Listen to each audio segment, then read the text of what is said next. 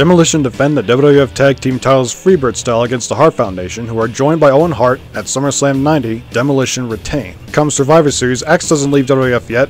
LOD and Demolition still get DQ'd like in real life, but before that, Hawk eliminates Crush, which is important. Between Survivor Series and Royal Rumble, the Harts dethrone Demolition. Afterward, inside Rumble, all three of the vengeful Demolition eliminate Mr. Perfect, but after Crush is eliminated, LOD come out to eliminate Axe and Smash, adding more fuel to the fire for the WrestleMania 7 match. After LOD win at the pay-per-view, Axe can leave WWF properly, leaving Crush to take his place alongside Smash. They cost LOD their title match against the Nasty Boys at SummerSlam 91 because they weren't even booked on the card. Instead of the natural disasters, IRS hires Demolition to help fend off the Big Boss Man LOD at Survivor Series in a 2 out of 3 falls match, but just like in real life, LOD and the Boss Man beat them.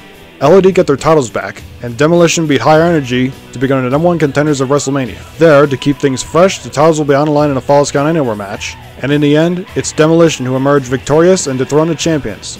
This one's for you, Axe. At SummerSlam 92, LOD faced Demolition for the last time in a steel cage match, where the tag titles are on the line, but in the finish, Crush turns on Smash, allowing LOD to retain the tag titles, but they're vacated due to LOD leaving WWF. After the pay-per-view, Smash comes out demanding a damn good explanation, but Crush refuses to answer. The two clash in a grudge match at Survivor Series. Anything goes, and Crush beats Smash. The two then emerge as #1 and #2 in the 1993 Royal Rumble. They tried to eliminate each other, but then Axe returns, coming out of #3, and eliminating both Crush and Smash. On the Raw following the Rumble, Axe says none of this is what he had in mind for Demolition. Crush blames Smash for stealing his spotlight, and Smash blames Crush for his betrayal. In retirement, Axe has seen the implosion of his creation in real time, and he's come to the conclusion that perhaps it's time for the world to move on from Demolition. He must kill what he created at WrestleMania 9. There, it's one of the first triple threat matches, and it's only fitting for one of the greatest teams in WWF history to split like this.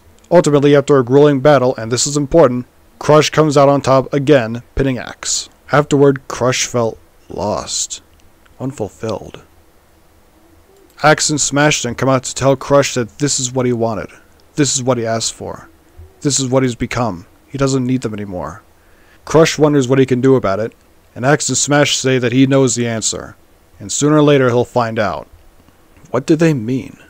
This was a choice too difficult to make on his own. He needs help, but where does he find it? Who can he find? Who can he turn to?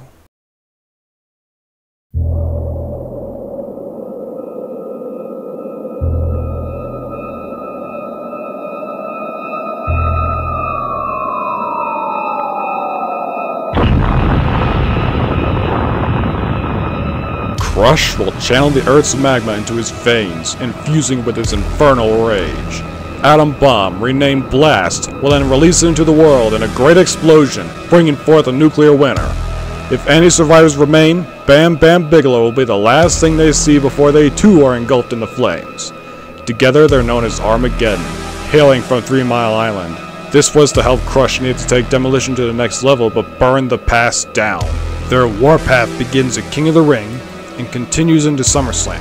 At that point, Crush and Blast become the new tag team champions before the pay-per-view, and god damn, they all look good in front of that logo. Armageddon's reign of fire persists into Survivor Series and the Royal Rumble.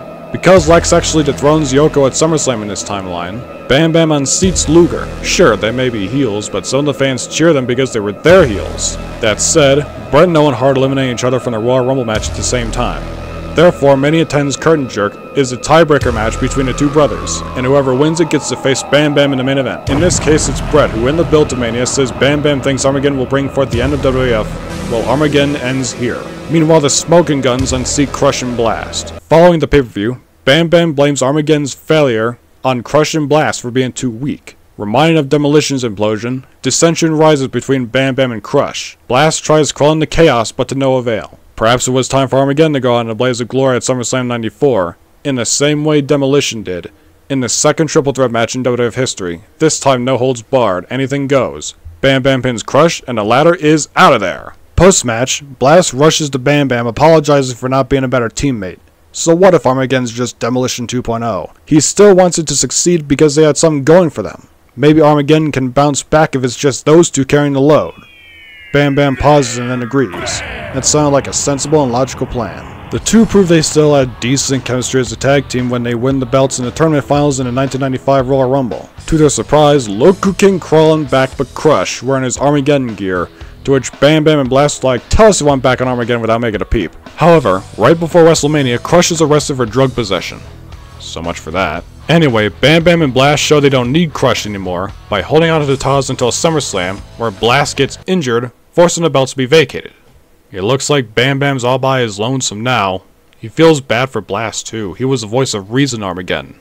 You know what though? Instead of leaving the WWF, Bam Bam will stay because 1, leaving wouldn't be what Blast would want, but 2, he has nothing more to lose.